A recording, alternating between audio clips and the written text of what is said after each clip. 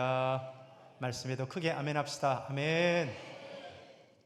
자, 우리는 지난 시간에 야곱의 인생에서 가장 극적인 하나의 순간이라고 할 수 있는 야복강 나루터에서의 하룻밤 이야기를 우리가 살펴봤습니다. 야곱이 야복강 나루터 앞에서 심히 두렵고 답답하고 이 낙심이 되는 그런 상황에서 홀로 남았다가 하나님과 씨름함으로 인해 가지고요 이스라엘이라고 하는 새 이름을 부여받게 되었습니다. 야곱을 향해서 주님이 내 이름이 무엇이냐 물었을 때 야곱이 주님 제 이름은 야곱이니이다. 야곱이라고 하는 이름의 뜻이 여러분 아시다시피 여러 속이는 자, 발뒤꿈치를 잡는 자, 심지어는요 사기꾼이라고 하는 의미까지 이 뜻이 의미가 확장될 수 있는 아무튼 굉장히 부정적인 이름을 갖고 있어요. 여러분 이름대로 야곱은 그렇게 움켜쥐는 자로 살고 속이는 자로 살고 이런 인생을 살아왔습니다. 사람들이 참 보면요 희한한 건 말하는 대로 살고 또 은근히 보면 이름대로 사는 것을 보게 되거든요. 옛날에 우리 어르신들이 많이 했던 말 중에 하나가 뭐냐면 저 빌어먹을 놈, 이런 말 많이 했죠. 요즘 MZ세대는 웬만하면 그런 얘기를 안 합니다. 제가 고등학교 때 들었던 그 어른들이 많이 했던 욕 중에 하나가 저희 3대를 빌어먹을 놈, 빌어먹어도 몇 대를. 그러니까 여러분 우리가 그래가지고 얼마나 우리 어르신들이 그렇게 말하는 대로 참 많은 오랜 세월을 참 빌어먹고 살았죠. 이삭도 참 그래요. 그죠? 아니 아무리 야곱이 에서의 발뒤꿈치를 잡고 어머니 뱃속에서 나왔다 할지라도 그거 참 특이한 일이에요. 이게 성경에서만 고일이 들어봤지. 여러분 들어본 적 있나요? 쌍둥이가 태어났는데 앞사람의 발꿈치 잡고 나왔다. 이런 경우는 없는데 야곱도 특이하고. 근데 이거 중요한 건 뭐냐면 아니 아무리 그래도 그렇지 어떻게 이 이름을 야곱이라고 짓습니까? 맞죠? 야곱이란 이름의 뜻이 발목 잡는 자, 속이는 자, 등등 이런 뜻 갖고 있는데 야곱이 실제로 그 인생에서 이름대로 살잖아요. 반면에 이삭이라고 하는 이름의 뜻이 뭔지 아십니까? 이삭은요 웃음이라고 하는 의미를 갖고 있습니다. 그래서 보면 이삭은 평생 이름처럼 화평하는 자로, 다른 사람에게 웃음을 주는 자로 뿐만 아니라 자기 자신도 이렇게 웃는 자로서의 인생을 비교적 사는 것을 보게 됩니다. 그래서 하나님이 아브람도 이름을 바꿔주십니다. 본래 아브람의 이름이 뭐였죠? 아브람이었죠. 아브람. 이 아브람을 아브라함, 열국의 아버지라고 하는 이 아브라함으로 바꿔줍니다. 그리고 사라도 역시 본래 사레였는데 사라로 바꿔주시는 거야. 86세의 아브람이 큰 실수를 하는데요 여종 하갈을 통해서 아들 이스마엘을 낳는 거예요. 그래서 하나님이 한동안 하나님의 부재 가운데 이삭이 살도록 놔두십니다. 여러분 우리가 불순종하잖아요. 하나님이 저 멀리 계셔요. 그래서 여러분 드디어 그런데 그러고 떠나셨던 하나님이 99세에 찾아오셔서 그의 이름을 바꿔줍니다. 자, 그의 이름을 아브람을 아브람함으로 바꿔주시자 드디어 그의 인생의 대전환점이 되는 인생이 되는 거예요. 그래서 아브람과 사라는 자 이름을 하나님이 바꿔주신 이후에 확실하게 이후부터는요 변화된 삶을 삽니다. 그가 아브라함으로 살고요 믿음의 조상이라는 의미의 아브라함으로 살고 사레도 역시 사라로 이름처럼 살아가는 거예요. 여러분 야곱도 앞에서 하나님이 야곱이라고 하는 이름을 이스라엘이라고 하는 이름으로 바꿔주셨어요. 이스라엘이라는 이름의 뜻이 뭐죠? 하나님과 겨루어 이겼다, 이게 원뜻이지만 결국 하나님이 다스리신다 이런 의미를 담고 있는 거예요. 왜 하나님께서 야곱의 이름을 바꿔주셨을까요? 더 이상 남의 발꿈치 잡는 야곱으로 살지 말고 새로운 정체성인 하나님의 사람 어떻게 해요? 이스라엘로 살아라. 믿음으로 살아라. 하나님과 겨루는 인생, 다시 한번 기도로 승부를 보는 인생, 하나님의 옷자락을 벗던 네가 야복강 나루타에서 울며 나를 축복하지 않으면 이 손길을 놓지 않겠나이다 라고 했던 그 믿음의 모습으로 살아라 하면서 야곱의 이름을 이스라엘로 바꿔주신 거예요. 그러니까 이제는 네가 하나님을 만났으니까, 응답받았으니까 이제는 달라진 변화된 삶을 살아라, 이렇게 요청하신 거죠. 그래서 그 이름을 이스라엘로 바꿔주신 거예요. 그래서 하나님이, 여러분, 그때 야곱의, 예전 성경은 환도뼈라고 말했는데 이제 요즘 성경은 허벅지 관절 이렇게겠죠. 환도뼈라는 이름이 더 훨씬 귀에 들어오는데, 여러분, 왜 하나님이 환도뼈를 치셨을까요? 환도뼈는 사람이 어떤 자기 중심을 잡는 데 있어 가장 중심적인 거, 코어에 해당되는 힘인 거예요. 다시 말해서 야곱아, 네 힘에 의지해서 살지 말아라. 네 힘에 의해서 여지껏 살아왔는데 이제는 이스라엘로 바뀐 이상 네 힘에 의해서 살지 말고 믿음으로 살아라. 하나님을 붙잡고 살아라 하고 한 거예요. 그래서 야곱이 다음날 성경을 보면요, 쩔뚝거리면서 이 분해를 지나가게 되는데, 많은 학자들이 이 일 이후에 평생 야곱이 이렇게 거기가 절뚝거리게 되고 통증을 느끼고 아마 이렇게 살지 않았을까 추석하는 분들이 많아요. 여러분, 어떤 의미일까요? 야곱이 절뚝거릴 때마다 내 자신의 힘을 의지하지 말라고 하는 이 하나님의 교훈을 계속 상기하고 살았어야 하는 거죠. 그럼에도 은혜를 경험했으나 오늘 본문을 보면요, 변화되지 않는 이 여전한 야곱의 모습을 보게 됩니다. 야복강에서 하나님을 만나고요, 이름이 바뀌었음에도 불구하고 사는 건 어떤 모습으로 살아요? 여전히 달라지지 않는 삶으로 살아가는 거예요. 자, 무엇을 보면 알 수 있을까요? 오늘 1절과 2절 우리 같이 한번 읽습니다. 시작. 야곱이 눈을 들어 에서가 400명의 장정을 거느리고 오고 있는지라 그의 자식들을 나누어 레아와 라헬과 두 여종에게 맡기고 여종들은 그들의 자식들 앞에 두고 레아와 그의 자식들은 다음에 두고 라헬과 요셉은 뒤에 두고. 여러분, 이게 무슨 의미인지 아세요? 이게 무슨 순서일까요? 야곱이 편애하는 순서예요. 좀 심하게 얘기하면 죽어도 되는 순서인 거예요. 그러니까 상대적으로 훨씬 덜 사랑했던 두 여종의 자식들은 맨 앞에 세우고요, 그 다음에 레아와 그 소생들은 그 다음 줄에 세우고요, 가장 소중하다고 여기는 라헬과 요셉은 맨 뒤에 세우는 거예요. 자, 야복강에서 하나님을 경험했음에도 불구하고 이 모습은 전의 모습과 똑같습니다. 여전히 이런 방식으로 문제를 해결하려고 하는 거예요. 인간적인 힘으로 문제를 해결하고 자기 잔꾀를 가지고 뭔가를 풀어보려고 하는, 여러분, 여기에는 믿음이 설 자리가 없는 거예요. 여기에 믿음의 모습이 있나요? 야곱은 이미 확실하고 분명한 하나님의 약속을 받았습니다. 처음 라반 집을 향해서 갈 때도 하나님이 내가 너와 함께 할 것이다. 내가 너를 지키고 너를 이 땅으로 정령 돌아오게 할 것이다. 안전하게 돌아올 것을요, 하나님이 약속하셨습니다. 32장을 보세요. 하나님의 군대 마하나임을 통해서 보여줬어요. 그리고 간밤에는 하나님의 얼굴을 봤다라고까지 합니다. 이 야곱이 이 이름까지 브니엘이라고 지었어요. 하나님의 얼굴이라는 뜻이죠. 오죽하면 하나님께서 그 간밤에 이 야복강 나루터에서 씨름할 때에 이름까지 바꿔줍니까? 야, 너 이제 야곱이 아니라 이제는 네가 이스라엘로 살아라. 이름까지 바꿔줬겠어요? 근데도 막상 야곱은 정작 상황이 닥치니까 여전히 삶의 모습으로 대처하는 거예요. 여전히 야곱의 모습을 보잖아요. 그냥 여전히 야곱인 거예요.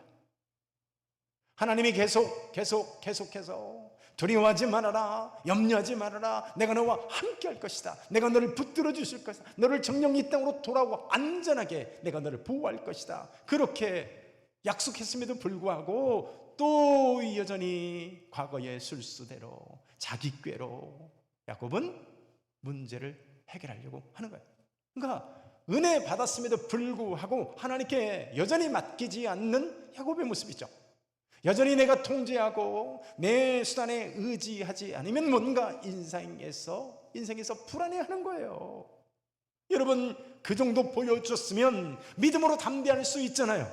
그 정도 체험하고 그 정도 은혜를 받았으면 이제는 달라져야 되잖아요. 그런데도 여전히 변화되지 않는 야곱의 모습을 우리가 만나게 됩니다. 사실 목회를 하면서 목사님들이 가장 안타깝다고 토로하는 것 중에 하나가 뭐냐면, 변화되지 않는 성도들의 모습을 보면서 목사님들이 많이 좌절하고 많이 참 실망합니다.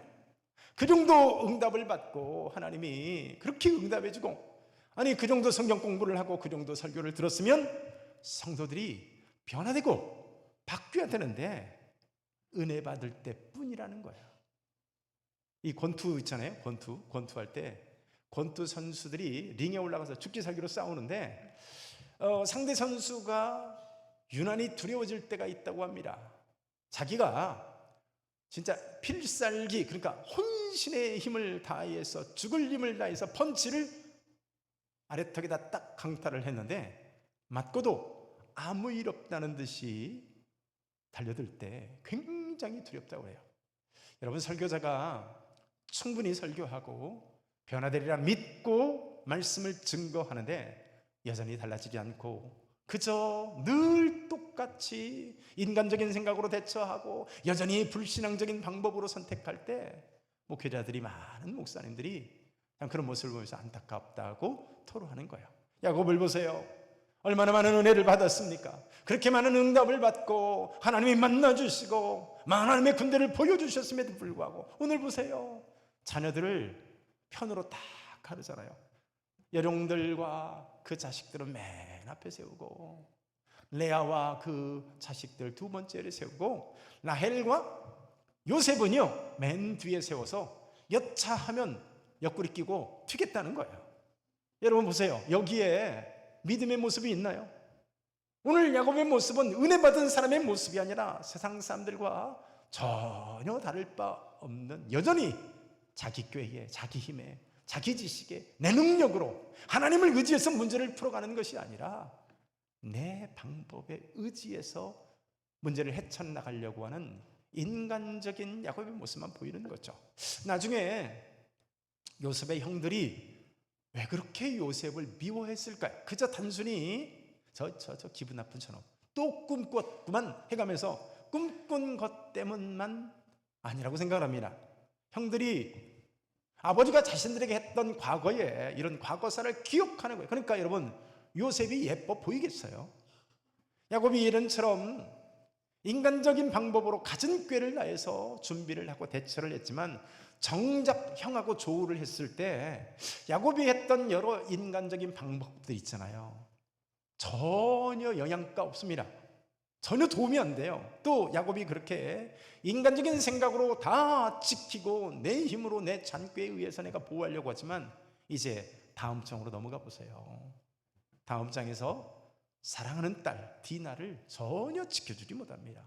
실제로 제일 많이 사랑했다라고 하는 라헬도 잃어버리고요. 나중에 여러분, 이렇게 자기 꾀에 의지하지만 야곱이 요셉을 지킬 수 있던가요? 여러분, 내 힘으로는, 내 의지와 내가 준비하는, 내가 이것 믿고 살아간다라고 하는 그 힘으로는요, 여러분 아무것도 지킬 수 없다는 걸 우리가 알아야 합니다.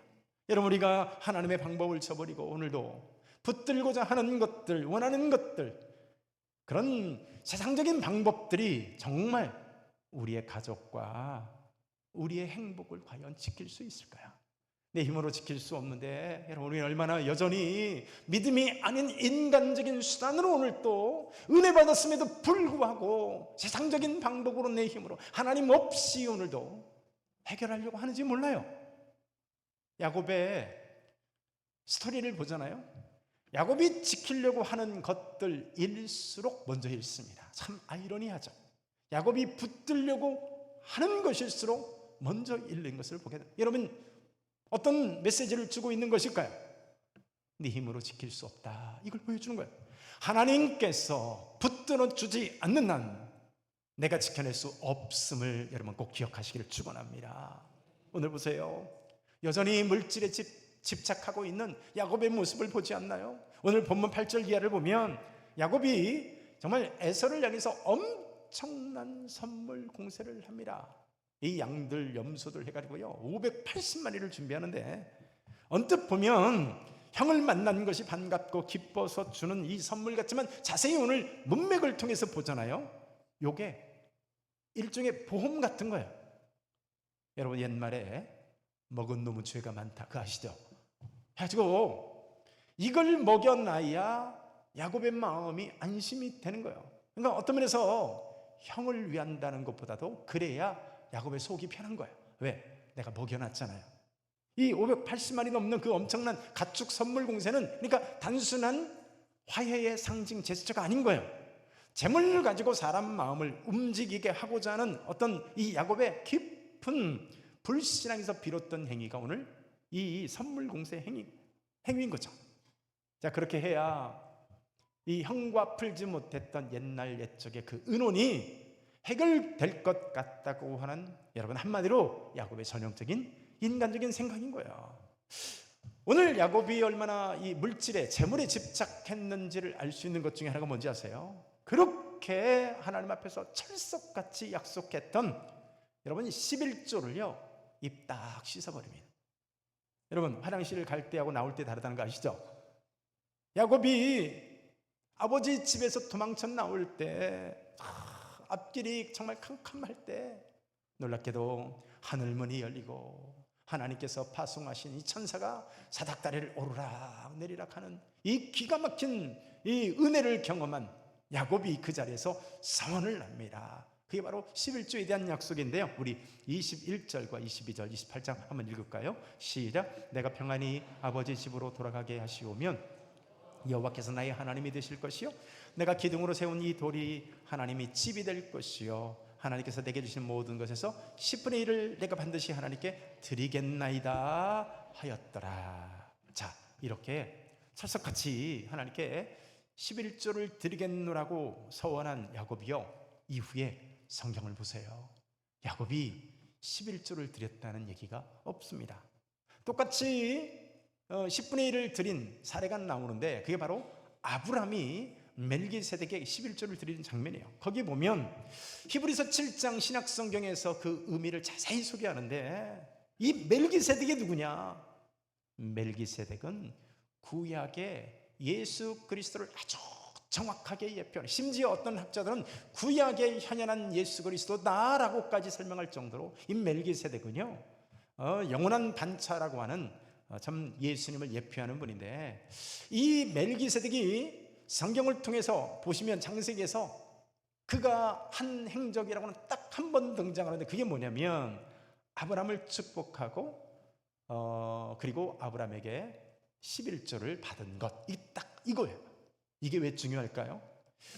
멜기세덱이 구약의 현현한 그리스도의 정확한 모형이자 예표였기 때문인데, 히브리서 7장 3절에서는요 이 멜기세덱에서 뭐라고 얘기하면 아버지도 없고 어머니도 없고 족보도 없고 시작한 날도 없고 생명의 끝도 없어 하나님의 아들과 닮아서 항상, 다시 말해서 영원한 제사장으로 있느니라, 이렇게 설명을 해요. 여러분 이런 사람이 있나요? 네, 여러분 구약의 멜기세덱은 단순한 인물이 아닙니다. 전형적인 예수 그리스도의 모형이자 구약의 현현한 그리스도의 예표적 인물인 거예요. 여러분 이 멜기세덱이 아브라함에게 나올 때요 두 가지를 들고 나옵니다. 첫 번째가 떡이었고 두 번째가 포도주예요.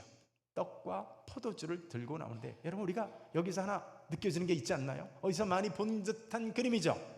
예수 그리스도께서 십자가를 지시기 직전에 다락방에서 떡과 포도주를 제자들에게 나눠주면서 나를 위하여 기념하라 했죠. 여러분 그러니까 이런 은혜를 입은, 이 감격스러운 은혜를 경험한 아브라함이 그 자리에서 여러분 10분의 1을, 다시 말해서 11조를 멜기세덱에게 여러분 드리는데, 이거는 그런 의미예요. 하나님, 내 생명은 내 것이 아니라 하나님으로부터 비롯된 것입니다. 내 모든 것은 내 은혜와 내 능력이 아니라 어떻게 어중이 떠중이 318명 데리고 와서 여러분 4개 연합군 국가를 아무리 야만에 급습했다고 그럴지라도 여러분 이게 말이 됩니까? 거기서 롯과 그 가족들을 구출해 나오는데요, 거기서 깨달은 거예요. 아, 내 생명이 내게 아니구나. 내가 건강한 것이 내가 아니구나. 이 은혜를 경험한 이 아브라함이 돌아오는데 거기서 구약의 그리스도라고 예표할 수 있는 멜기세덱을 맞아다 떡과 포도주의 은혜를 경험하고 거기서 11조를 드린 거야. 근데 여러분, 야곱은 서원했던 11조를 드렸다는 언급이 전혀 없습니다. 그러니까 여러분 보세요. 은혜를 경험했으나 야곱은 아직까지 믿음으로 반응하지 못했던 거야. 자, 그리고 오늘 야곱이 아직도 변화되지 못했다라고 말하는 측면 중에 하나가 뭐냐면, 여러분, 야곱이요, 에서와 동행하는 것을 거절합니다. 왜 거절했을까요? 일단 명분은 이렇습니다. 아이들과 가축들이 많아가지고 형님과 동행할 수 없어요. 말은 참 얼마나 그럴싸하게 하는지 몰라요. 형님의 얼굴을 배우니 내가 하나님의 얼굴을 배우는 것 같습니다. 참 말은 참 기가 막히게 하는데요, 여러분 여기서 보세요. 야곱의 믿음을 봅니까? 여전히 불안한 거예요. 하나님의 모든 문제를 지금 풀어주셨잖아요. 400명의 사람들을 이끌고 오는 에서가 단칼에 자기 목을 칠 줄 알았는데 목을 어금만고 꺼이꺼이 울면서 내 동생아, 내 동생아 등을 두드려주는 하나님이 풀어주셨잖아요. 근데 여러분, 아직도 형을 못 믿는 겁니다. 형을 못 믿는 게 아니라 아직도 하나님을 못 믿는 거예요. 그래서 언제 형의 마음이 변해서 자신을 칠지 모른다고 여긴 이 야곱이 어디로 가버립니까? 세겜으로 갑니다.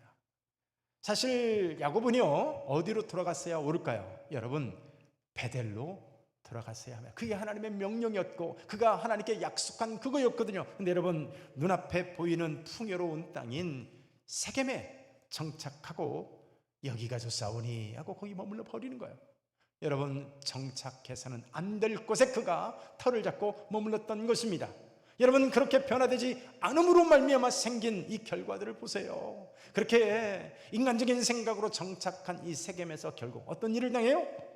딸 디나의 이 강간 사건과 시몬과 레위라고 하는 두 아들들의 이 잔인한 학살 과정을 거치면서 야곱이 엄청나게 상처를 받습니다. 하나님께서 약속하고 이렇게 풀어주셨으면 이제는 안심하고 하나님께 맡기면서 믿음으로 살아야 되는데 여전히 자기 방법으로 내 생각대로 나가는 오늘 야곱의 모습을 보게 되는 것이죠.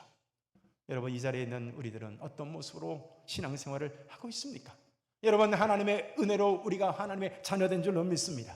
영원하신 하나님의 나라에 하나님 나라의 백성이 되고 오늘 우리가 놀랍게도 하나님의 구별되어진 오늘 성도로서 살아가고 있어요. 근데 여러분, 우리들의 모습이 믿음의 모습으로 비춰지고 있습니까? 아니면 여전히 오늘도 우리가 야곱과 같이 여전히 옛 성품의 의지에서 오늘도 내가 살아가고 있나요? 수십 년씩 신앙생활을 했다고 하면서도 정작 문제가 닥치면 여전히 세상 방식으로만 대처하는 우리의 모습을 보지 않나요? 은혜 받을 때는 아멘이에요. 돌아서면 여전히 야곱의 모습으로 우리가 살아가는 것이죠. 자녀들을 키울 때 제일 이 안타까운 것 중에 하나가 뭐냐면요, 유치원 때 했던 얘기 초등학교 때 하고, 초등학교 때 했던 얘기 중학교 때 하고, 중학교 때 했던 얘기 대학교 가서도 하고. 여러분, 이거 안타까운 일 아니겠어요? 속 터지는 거죠. 여러분, 이런 모습 보면서 속이 터지면 하나님은 얼마나 우리를 보시면서 답답하겠어요. 야, 네가 신앙생활이 1, 2년이야 처음 예수 믿을 때나 지금이나 여전히 바뀌지 않는 우리 모습들을 보면서 하나님들은 얼마나 답답하실까요? 오늘도 치열하게 싸워야 하는 영역들이 참 한두 가지가 아닌데 여전히 세상 방식으로 대처하는 이 모습 중에서 얼마나 하나님이 안타깝겠습니까? 그래도 조금씩 변화되는 사람들이 참 다행입니다. 어떤 사람들은 하루아침에 변화되는 것은 아니지만 분명히 신앙생활을 하는 거 보면요, 조금씩 변화되고 발전하고 믿음으로 서는 이런 모습들이 보여요. 그래도 성숙해 가는 거죠. 근데 반대로 어떤 사람들은요, 한 5년 만에 만나보면 더 망가져 있고, 한 10년 만에 만나보면 더 불신앙적인 사람이 되어서 하나님으로부터 멀어져 있는 이런 모습들을 보는 거예요. 그래서 여러분, 바울이 우리에게 요청합니다. 옛사람을 버리고 새사람을 입으라. 우리 성경 한번 읽을까요? 에베소서 4장 23절과 24절입니다. 시작. 오직 너희 심령이 새롭게 되어 하나님을 따라 의와 진리의 거룩함으로 지으심을 받은 새 사람을 입으라. 할렐루야. 심령을 새롭게 함으로 새 사람을 입으라. 새 사람을 입으라. 새 사람을 입으라고요. 그래서 바울이 뭐라고 하는지 아세요? 나는 날마다 죽노라. 죽는다는 의미가 뭘까요? 내 자신의 육신을 굴복시키는 거예요. 내 자신의 정욕을 굴복시키고 내 믿음 없인 오늘도 내 힘으로 뭔가를 풀고자 하는 이 모든 육체의 생각들과 의지와 내 잔꾀와 이 하나님이 이 야곱의 환두뼈를 치셨는데 오늘 여전히 그 인생의 이 환두뼈를 의지해서 살아가려고 하는 이런, 그래서 바울은 날마다 나를 내 자신을 쳐서 복종시키라고 말하는 거예요. 여러분 우리도 또한 매일 주님 앞에서 은혜 입은 자로 살아야 될 줄로 믿습니다. 여러분 오늘 이런 모든 일련의 모습을 보면서 가장 놀라운 것은요, 야곱의 삶을 향한 하나님의 여전한 인내와 그분의 하나님의 열정을 오늘 우리가 발견하게 된다는 것입니다. 야곱의 삶에서 놀라운 것은 그런 야곱의 삶을 하나님이 붙들고 있는 거예요. 나중에 보면 말년에 가서 가장 선지자다운 이 모습을 보이는 족장이 누구냐? 이게 야곱입니다. 가장 불신앙적으로 반응했던 사람 또한, 그래서 시련이 많고 참 고난이 많았는데요, 가장 하나님 앞에서 선지자다운 모습을 보이는 사람은 아이러니하게도 야곱인 거예요. 여러분, 하나님이 그런 그의 일련의 고난과 사건들을 통해 이 믿음의 자리에 세우신 줄로 믿습니다.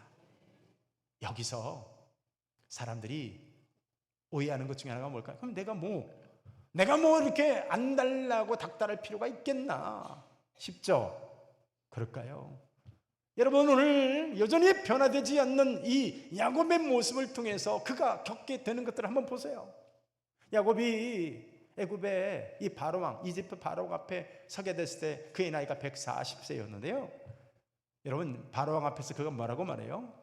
야곱의 변화되지 않는 믿음의 삶을 산 인생의 최종 고백이 뭐냐? 내가 험악한 인생을 살았나이다 라고 고백해요. 여러분, 그런 인생 살고 싶으세요? 그러니까 순종하는, 그래서 형통하고 순탄한 이삭의 삶을 살 것인가?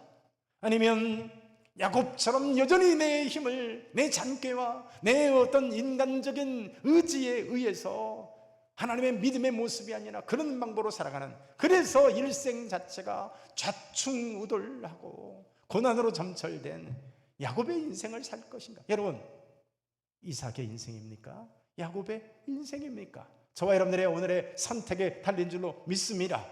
한 가지 분명한 사실이 뭐예요? 오늘도 내가 변화되지 않고 불순종한 삶을 살잖아요. 야곱과 같은 불시련이 기다리고 있다는 거예요. 그렇습니다. 놀라운 사실은 그럼에도 불구하고 야곱의 이런 불완전한 모습에도 불구하고 하나님은 끝까지 그를 붙드십니다. 하나님은 이런 그의 연약함을 통해 연단하시고 여러분, 마침내 이 야곱을 위대한 이스라엘의 조상으로 세우십니다. 여러분, 하나님의 은혜는 야곱의 약점보다 큰 줄로 믿습니다. 늘 컸어요. 그래서 여러분, 오늘 나는 어떤 신앙생활을 하며 살아가고 있는가 한번 돌아보시길 바랍니다. 1년 전에 나와 5년 전에 나와 그리고 10년 이후에 이 나와 비교해 가면서 정말 나는 오늘 변화되어진 성장하는 그리스도인으로 살고 있는가? 아니면 여전히 오늘 야곱의 모습처럼 여전히 불신앙적인 패턴으로 은혜 받았다고 하지만 설교를 듣고 10년씩 20년씩 신앙생활 했다 하지만 여전히 인간적인 수단으로 하나님의 믿음과는 전혀 상관없는 내 힘을 의지해서 여전히 살아가고 있는가? 여러분, 지금이 바로 결단한 시간인 줄로 믿습니다.